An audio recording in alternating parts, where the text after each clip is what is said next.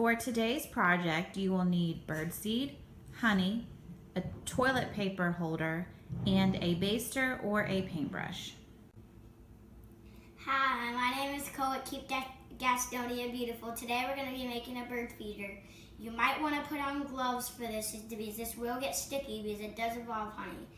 First, you're going to dip your paintbrush into the honey and you're going to paint it onto your toilet roll.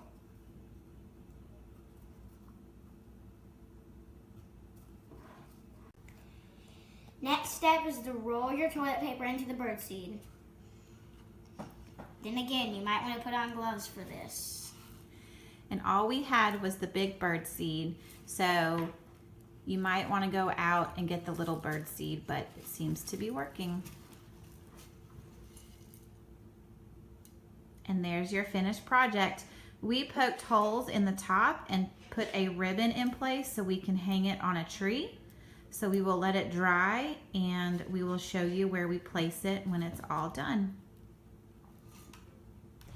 We did the bird feeder. You can hang this up wherever you want.